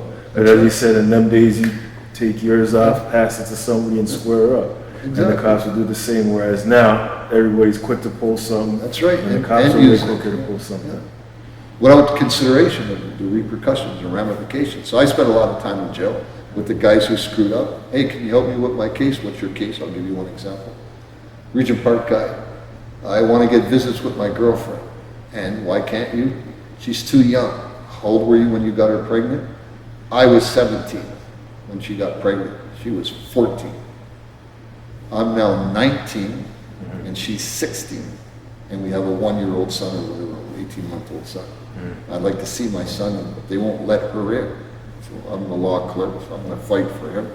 I said, you can't win your case, man, because legally she can't come in the institution until she's 18 unless her mother signs a waiver and her mother won't sign that waiver. You're not going to see your kid. He goes, till when? I said, until the kid's old enough to come up here and see you, 18 years old. And he's like, I ain't going to see my kid until my kid's 18. Welcome to the real world, man. This is the real world now. And it's like, and you should see the look in the faces of some of these young gangbangers. When they say, when am I really getting out? I go, 27 years, you'll be eligible for camp. 29 years, you might hit the street halfway house. And they're like, yeah, and then that reality sets in. And then I look at them and I say, your face is going to look like my face when you get out. They look, I must look old to them. They're like, Moses is here, I don't want to be that old. But that's the reality of fucking up, man. And that's what these quick draw guys don't get. They're quick to draw their freaking gun. I'm in the Don Jill guy. If I had Blue Claude, man, if I had my gun, I'd shoot you. I carry mine with me all the time, though. So, they just didn't get it. And there's a reason. You ever read the book Monster? The guy for the Crip guy, the Crip guy, 20-year-old, 30-year-old book. But he said it in his book. He was blasting caps in people at 14, just like I did. He said that. I could fight, and I'd still fucking blast a cap at you. He didn't. He couldn't fight. When he's in prison, he learned how to fight. It changed his life. He said now he doesn't have to be so fast on the draw. He knows he could tussle around for a minute and still be okay. He said he was afraid of losing the fight, getting punched out. So he'd shoot you quick rather than not get punched out. As soon as he learned a little fisticuffs, he wasn't afraid anymore of that initial attack. So you could be arguing with someone without being such a quick draw, because you know you have time and what are you going to do? And he says that in his book. It was a game changer for him. Yeah. And I see that in these guys. They don't know how to fight. They've never been. I smacked a guy once. He's speaking up, and I slapped him, spun him around. He's like, "I never been slapped in my face except by my mother." I said, "I'll give you a fresh one again if you say that same thing again." Yeah. So those are the things, right? So you're right. So now it's pull it out in jail. Let's pull out knives and stabbing guys because you have no balls to do stuff like that. So don't want to deal with the embarrassment or the... That's it. Basically, that's what it is. I don't want to get dissed. And yet you're in prison. And this is what I say to guys. What are you here for? Guy stepped on my shoes in the bar. I was with my girl, blah, blah, blah. I know he was packing. I drew my shit first. He went for his shit and I shot him. Okay, so life, manslaughter. You're in prison, yeah. Hey, you, come here, guard. Take your clothes off. Take your pants off, bend over and spread your ass cheeks. Welcome to the real world. Yeah. And that's going to go on every day. Yeah. You're not going to get searched like that every day, but you're going to get searched close to it every day. Whenever they want, whenever they feel to. Every day. Yeah. Every day. And yet you killed someone because they just bumped into you. And yet here's this fat, white, redneck guy who you know doesn't like you. You, come here. What did you just put in your pocket? Nothing. Hands against the wall. Pat you down. Strip down. Strip search. Yeah, we're stripping so-and-so. Can I get some help? There's 5 guys around you now. Take them off, man. I ain't got nothing on me. I told you guys I had nothing on me, man. Back in the day, if you diss me like this, I'd blow it. Excuse me, what did you just say? That's it, yeah. Yeah, exactly. So, and that's what it is. It's all ego-based, man. So, and look, our kids they're psychopaths. And they're psychopaths that base their psychopathy on what they hear, see, and smell. That's what they get out of the TV and the community around them. That's what they hear, see, and smell. So it teaches them to be more psychopathic, to lose your sense of compassion, to be the first draw. So you be the first one to get that gold record, because you're the first one to be the first draw. It makes no sense, man. It's insanity in our communities. And we have to look at it from a mental health issue and a policing issue and infuse. I say defund the police, take that money, not all of it, because you need them, and put it into these social welfare programs, and then you won't need them as much. You're still going to need them because there's crazy guys like I was. No matter how socially acceptable I appeared, I was a freaking maniac, man. So you need prisons for guys like me, that I was. You need it. Without it, you just lose control of society. But you don't need to take all that money. It's a massive amount of money because there's strong unions and the politics that go behind them. And then deal with, we'll say, this community here, how many people in this community are going to end up in prison? In my day, it was 80%. So now what is it? So even if it's 25% or 15%, that amount of money in policing moved into this area here, then you don't need to spend it on policing because those, that 15% now drop down to 2% or 3% are going to go to jail. The rest aren't. So here's the difference. So. Well, that definitely makes sense, and I agree with the defunding and It's just reallocation, it's not exactly defunding, reallocation Exactly. of limited resources, and that's the best way to put it. And the greatest resource you have is Nick and Tony. I come in here, I was kind of in shock when I first come here. And I look and I seen a fucking cop pulling a tarp along the walk, and I'm like, I don't know if I'm seeing right. Did someone shoot me? Am I dead? It's some kind of weird evidence. So I see the brother sitting there watching him, and then Tony come and helped him pull it. And then I went and helped him, because I know what they're doing. It's our tarp for this community center, and they're pulling it from way over there to here. And a couple other guys came and helped, and we got the tarp in the gym here and rolled it up and folded it up. And I was amazed that those cops in uniform did that, man. Actually went out of their way to help the black community where the help was needed. Where the help was needed is we need some arms to lift this tarp. And they provided those arms. I was fucking in shock, man, that I had actually witnessed that in my lifetime. So what do you think about the fact that the officers like that connect with the community like that end up getting shipped out? And some Part of the game, man. We got to keep the business going. The business of policing is we have a strong union, and we have to keep it stronger, and we have to make the public believe that without us, there's no them. So we can get more money and have a stronger union. That's what it's about. So of course they're going to get moved.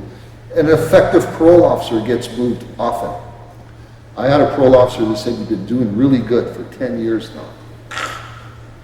Usually it's 18 months, I'm shooting it out with somebody. Yeah. So really good for 10 years now. I'm going to ask that you see me only once every 2 months instead of once a month. I got a phone call a week later and said, so-and-so's been removed from your list. I'm your new parole officer. A week later, it was that quick. So they don't want to see that. Our justice system has been infused with a conservative attitude, an umbrella of conservatism from the Mulroney government. Fast forward to the Harper government, and that's the attitude. So when you take a government, we'll say Donald Trump did the same thing in the United States while he was president.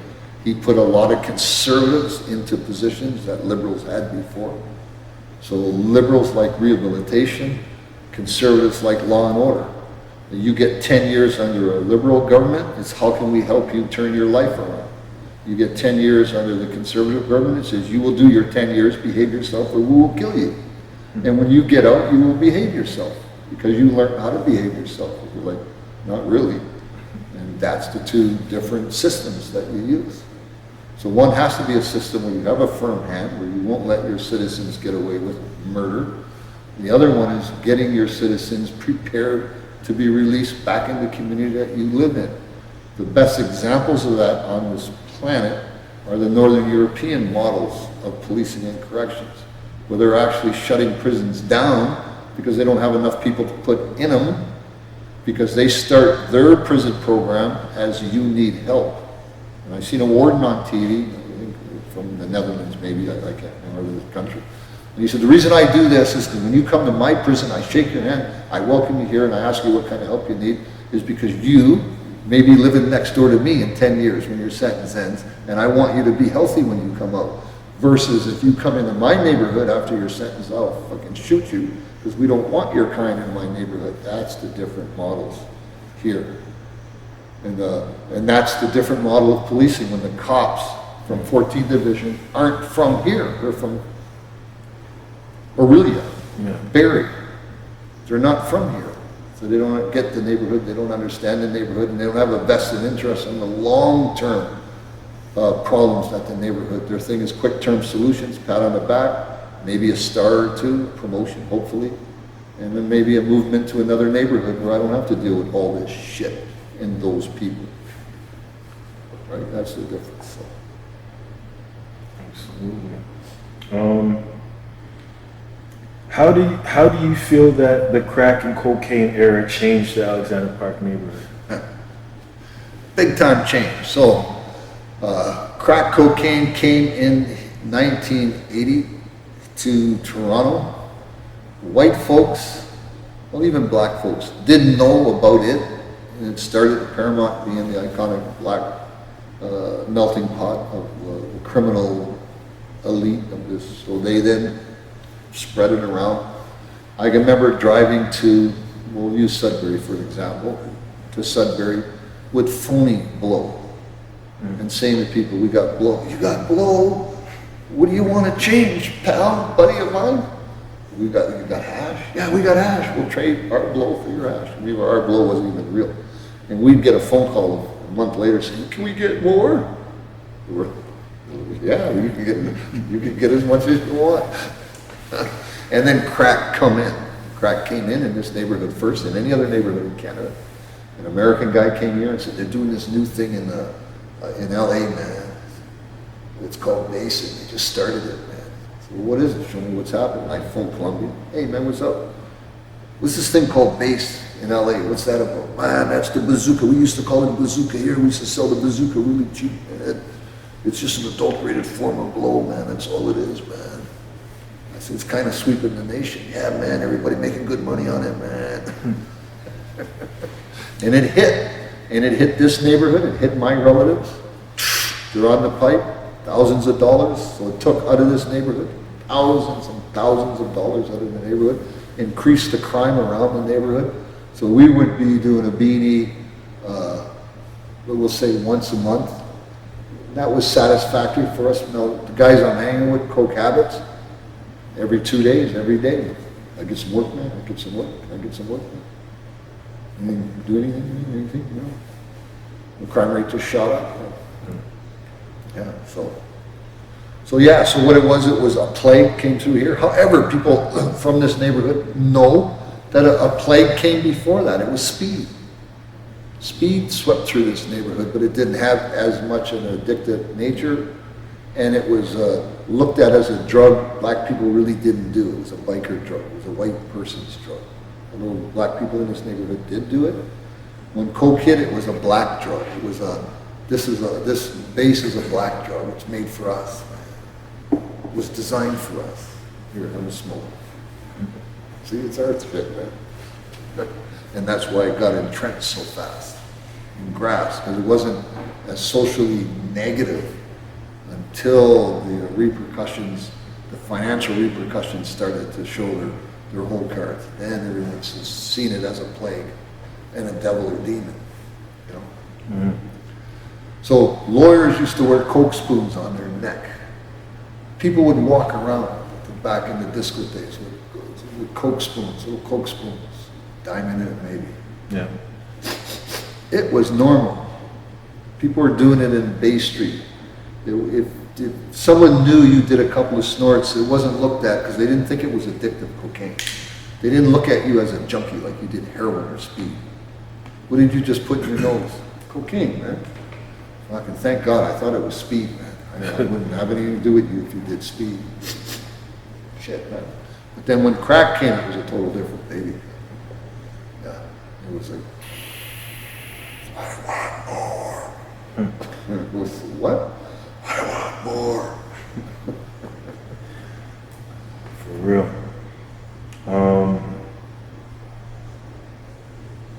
So at the time, your dad also took the war to the streets himself. Yeah, man, that's unprecedented. So there was a movie, Standing Tall. Yeah. Baker, some Jim Baker or something was the actor's name.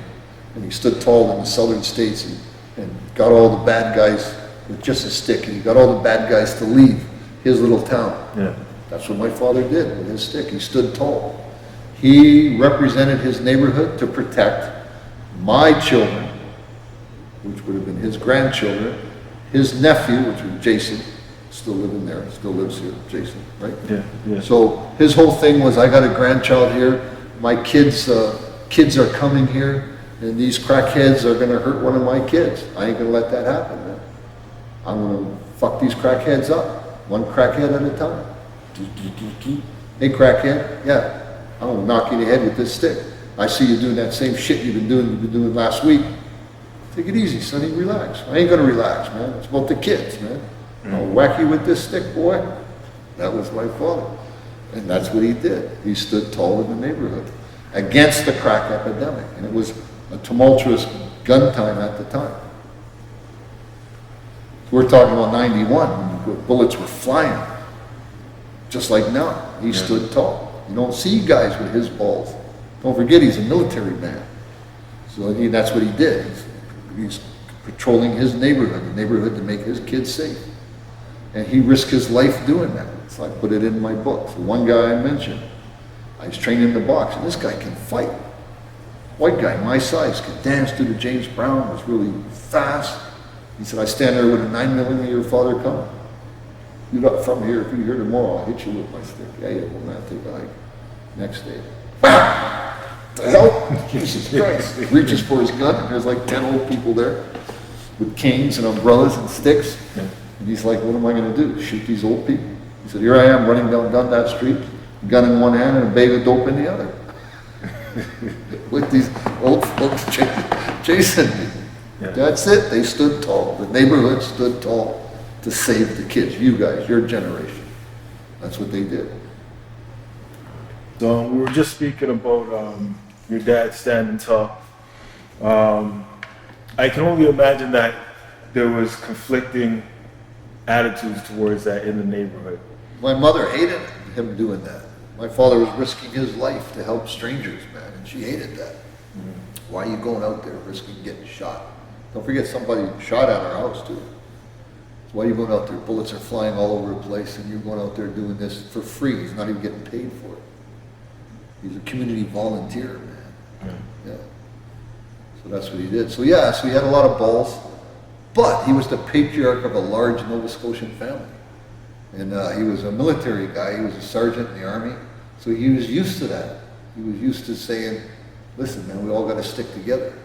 Kind of came with the territory. Yeah, so that's what he did. Plus he was one of those guys, and I wrote that in my book. That was my biggest peeve with him. I thought he got along too well with white people. Mm-hmm. And that was his whole thing, was connecting people and getting them to be happy together. Like if some guy running a bar, everybody in the bar should be happy. Even if they're drunk or not, they should still be all happy together. That was his thing. And I used to think that assimilation was fantasy. I used to think that this cultural, multiracial matrix that we have here is bullshit. That's not real. It doesn't really work. That's what I always thought. Until recently, when you look back retrospectively. Now I see people from all races and cultures that come back to Alexandra Park to say hi. So it did work. Yeah. I just didn't see it working. Or they wouldn't have come back. So if you had the foresight and you can go back and speak to 12-year-old Ricky, would you have him follow the same path? Would you have guided him different? Of course. So when I'm 14, things happen to me. So that's the other thing that changes the direction of life. But when I'm in school, grade 8, I want to go to Harvard Collegiate because I want to be a lawyer. I want to be a black lawyer because I knew that we needed that. And we didn't see them in the justice system. And the guy told me, that's never going to happen, man. It's a dream that's never going to happen. That's my guidance counselor at Ryerson. Why don't you go work with wood like your father does? He's really good at it. And my father was known in the neighborhood building fences and shacks and sheds and stuff for people. Yeah. I'm like, you racist motherfucker. That's how I looked at him. How dare you say that to me? And there's a little bit of a trigger in me. Maybe a week later, 2 weeks later, 14 years old, I shoot at a cop in the Kensington Market. He, of course, shoots back at us and didn't hit us. And a couple days later, I get charged for a beanie and I'm in training school. And I'm thinking when I'm in training school, reading Eldridge Cleaver, Bobby Seale, Franz Fanon, Louis P. Newton, Che Guevara, reading all that stuff, that I was destined for something other than going to work and being a square jump. That bullets can't even kill me. That I could get myself involved in revolutionary activity and survive because I'm special. I came out of jail with that attitude. And in short order, criminality, man, all that revolutionary talk is all good. What you need to do for the shoes, man. We breaking into Ingeborg's tonight. You coming or not? So that played a part part in it. And in short order, think of it, I'm 16 years old, and a guy walks into this neighborhood. He had a big American Lincoln Continental, and an all-dressed fly, an American. You know, who are you? My name's Warren Hart, the head of the Black Panther Party, Baltimore chapter. And he was. And he was a demolition expert and a teacher of bomb-making stuff and military tactics. That's what he did. Now I'm looking for some good brothers, man, for the revolution, man, do this. And he pulled us in. Queen's University, or not Queen's, Ryerson Black Students University students, he went to their thing and he tried to get them. They resisted him. A little older, a little smarter, they were able to see through his veneer, his disguises. We didn't. Now we're doing robberies for the Black Panther Party. He's of course keeping money. We're beanie gun stores, we're doing this. He's contracting our services out to mob guys. I put that in my book. We want you to do this for the mob. I want you to blow this up. Yeah, when? Tomorrow night? Okay, no problem. We're blowing shit up. He's getting paid by the mob money. We're working, right? All this kind of stuff. I'm 16 years old, man. I'm running around this city with a gun, sometimes 2 or 3, sometimes bombs. I got bombs in my car, bombs in briefcases, and I'm running around this city at 16 years old. Being manipulated and redirected by the government. The government elected destroy the black radical consciousness, or at least the people who would take an idea into action. And they criminalized that group, sent them to prison, and washed their hands of that problem. So I interviewed Ellen Rock, who was the Solicitor General at the time, or just the Solicitor General, I think. So he's the guy that hired Warren. And I asked him, you hired Warren Hart? And he just looked at me, he said, Warren Hart was good for the Canadian government and bad for Ricky Atkinson. That was the government's response to admitting that they hired Warren Hart to get me. So I'm a 16-year-old black guy in Alexandra Park, targeted by the government to be set up and put in prison so that I don't help the neighborhood in radical politics. I don't use what I learned in the Holden Training School to redirect this community into anti-police activities. So the reason Warren Hart got on my case was because a cop called me a burrhead, and I was able to get 100 multiracial guys to attack him. So imagine if I was out when they shot Buddy Evans. You've heard of that story, right? They shot Buddy Evans down here at a bar.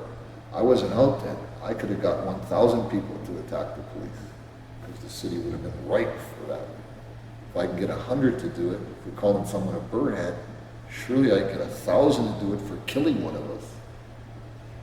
And so they got rid of that threat early. So when I got in prison in 1976, I knew that. I knew that I'd have been set up by the government. It all came out under what's called the McDonald Commission. Warren Hart ratted the government out on what he was doing for the government. So it all came out. So I was bitter, but I still resisted attacking the government. I went to box instead.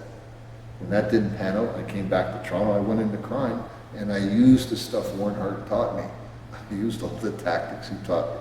So I'm the first guy in North America, the first guy in history to use a spike belt in a criminal operation against the police. The police then used spike belts now.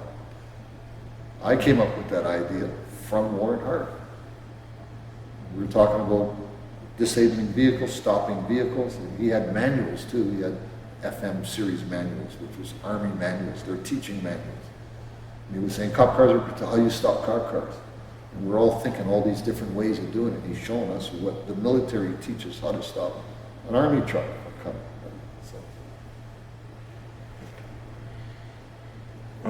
You touched on something there, and I want you to kind of expand on it for some folks that aren't familiar with the story about the shooting of Mr. Evans. Okay, so Buddy Evans was a bouncer in the bar. It was a flying disco down here. He had an altercation with a cop. The cop shot and killed him. Simple as that. He used the bouncer of the bar. He's arguing for the community. If they're trying to do something, shut the bar down. He's arguing for the community, and he gets shot. That's when Dudley Laws rises up in the consciousness of the people of Toronto. Dudley Laws then is at every one of these kind of shootings. fighting for the people. And the movement started around that time. Similar to the Black Lives Movement, Dudley Laws' movement started from that shooting that time. We shot 4 or 5 people, Lester Donaldson, and a couple other people. And a movement started. So that was then 30 years ago, 35 years ago. Now we have the Black Lives Movement started primarily for the same thing. So had Buddy Evans shooting take place yesterday, this city would be rocking, because that's the way we are now. Yeah.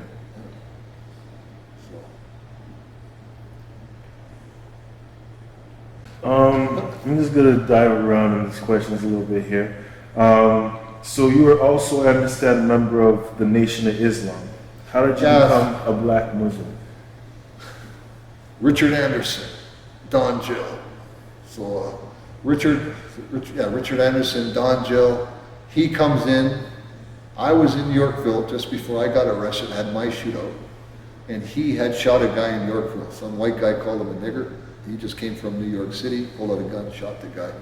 Didn't kill him, wounded him, and ended up in the Don Jail. And he was a member of the Nation of Islam. And in the Don Jail then, Edwin Hogan, head of the Ohio Black Panther Party, was there. Harold Barnes, which was Nicky Barnes' brother, sitting there. Nicky Barnes, the movie, New York gangster Nicky Barnes. Harold Barnes was there. Another guy was there that shot 5 cops in New York City. Went in. He was sitting in there, ran up here, got caught. And Edwin wasn't a black Muslim, but most of them were black Muslim Nation of Islam. We used to sell Muhammad Speaks newspapers around here, because we would get them for 50 cents and we could sell them for $2. So same as we used to sell Chairman Mao's Little Red Communist book, Communist Manifesto. We'd get it for $1 and sell it for $2. So we were pushing that stuff out there too. When I hit prison, so I wasn't a Muslim while I was in the Don, then I hit the pen. And I bumped into James Edwards, Chicago, in my book. And James Edwards, 3 times in Vietnam, Blackstone Ranger guy, facing murder charges in the States. Robbed a bank up here on the run, ended up in the same joint I was. He was a light-skinned guy. 3 stints in Vietnam, so the Vietnam War was still going. So here his Vietnam stories were, he was a Muslim, true die-hard Muslim. And there was other guys there. And see, the Muslims did better time because they disciplined themselves on how to handle time.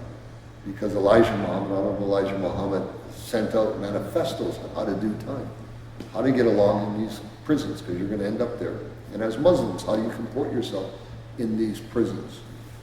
So Muslims generally got along well with the prison staff because they kept their cells clean, they didn't swear, they didn't drink, they didn't smoke, all that kind of stuff. You try to discipline yourself. And you got a pork-free diet. That was a game changer too. When you're in prison, the food's just the same. And a pork-free diet was something different. So I fought for these pork-free diets across Canada. I went to the hole for months fighting for these pork-free diets. And I don't give a shit now. I'm not a pork lover. But if you put pork in my food, I'm not going to jump up and kill you. I can deal with it. So I put it in my book. So then when I was at the height of my Islamic teachings, I would say, and heading in that direction, someone did put pork in a stew and gave it to me, a guy, one of the Hungarian mobsters. And I ate it, and he's looking at me in the kitchen. I see the other guys in the kitchen, they're all looking. And I go, what's up, man? It's nothing. You asked me to cook for you, I cook for you. You didn't ask me what I put in it. No one tells me what I put in my food. I go, Joe was there. I said, Joe, did you put pork in it? He goes, I always do. It has this flavor if you don't, man. And he said, look at you, you're asking for seconds, now you want to kill me. It was true. So after that, I sort of like woke up. I woke up to the food part of it, started reading and studying more. It's not about your diet, it's about your commitment to a faith or a philosophy, right? Diet's just a small part of it. Yeah, so. Switching gears a little bit.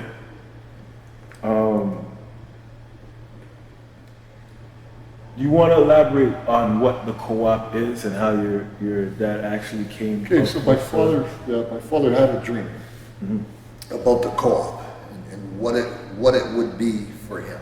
And the dream started before Alexandra Park was built. They had a big courtyard here. They had it where the pottery shop is. It was a field with trees in it. And when they built the project, that was a big open space down there where the Kenny Lane Drive existed, that area, right? He called us all there. He said he was talking to government officials, maybe that same area you're talking about. And he said, they promised us that they're going to build houses for us poor people, and that they're going to make it so that we could eventually own those houses. The houses they're going to start to build soon are going to be the houses you guys are going to grow up in, so get along with each other. They're going to be the houses that you're going to live in till you get old.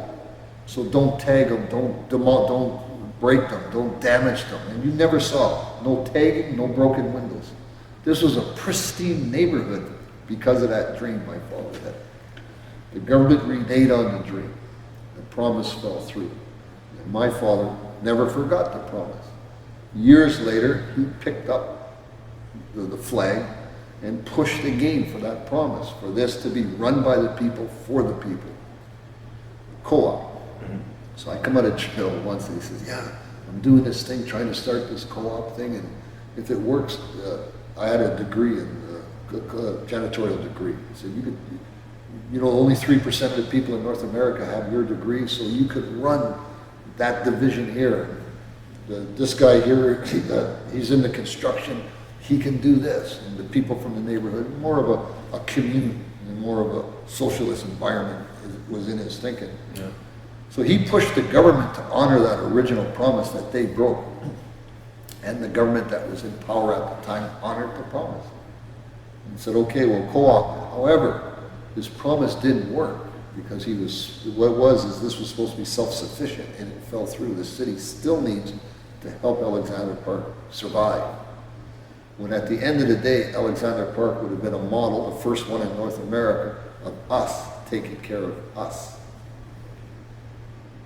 in this area. And our rents are decent, our living conditions are decent, our standard of living is decent because we all chipped in to make it that way. And you don't have to go work doing janitorial work. Scarborough, we'll get you a job here. And I see that. I see people working here. I see them all the time. People from the neighborhood working in the neighborhood. That was his vision, his dream. The government, this time along in this revitalization program, did the same fucking thing. They promised the people, you know what I'm talking about, a house. They said that they're going to put a few houses up and a store, or some stores that you can then buy and rent into and eventually own. And then they came back a few months later and said, what? We don't have the budget money anymore for that. We have to scrap that idea. That's exactly what they said 50 friggin' years ago, man. Exactly. When I heard that, I'm like, governments may change, but the bullshit stays the same. And that's what it was. So, I'd like to see someone from this project, housing, say to me, hey Rick, the government helped me buy that house. They subsidize the down payment so I can get this house. And the money that I make and the stuff I get enables me to pay the bills. I'm set for the rest of my life, man. The government came through for me, but it's not going to happen. We know, although that was their promise. You made the promise, government. We didn't. You made the promise. And now you're talking about a forked tongue. Oh, how many years have we been hearing that? That forked tongue promise that was put forth to my father, which created this neighborhood, and I think the criminality within it, because it spawned me, is the same forked tongue promise someone made our Nova Scotian ancestors in the War of 1812. If you fight for us against the Americans, we will free you and give you some land. And they didn't. And we became the most incarcerated family in Canadian history, trying to get them to stop lying to us and talk to us without True to their words. That's right. Yeah. Yeah, man. So we've been doing it for a couple hundred years now. And we're almost there. So my father was the first guy in North America, first black man in North America, the first person in North America who was able to co-opt a government entity while he still lived in it. That's the other thing. I guess it's pretty safe to say where he'd be standing on the situation right now that's going on with the revitalization. Yeah, he would be happy that there's discussions on what and how we're going to do things. We're going to build a sidewalk. Can we get your input? He'd be happy about that. But he'd be unhappy that someone not from this neighborhood didn't help work on that project, building that sidewalk. And that the money that he made from that project didn't go into something tangible like ownership. That's what he'd be pissed at. How much did you make from that sidewalk project? 2 years, Sonny. 80,000 a year. You made 160,000 on that? Why didn't the government tell you they're going to pull some money off every one of your pay and you'd be sitting in that house in front of that sidewalk, owning it? Yeah. Didn't happen. So here we are again, but I don't think the criminality will come out of this neighborhood because of the false promise, because you don't have me here anymore to excite with somebody like me, to go at them again, to listen to my father all the time whining about the false promise. Like, screw that, man. Screw the city. I rob their city banks. I break into their city stores. I steal their city trucks. Forget the city, we're okay.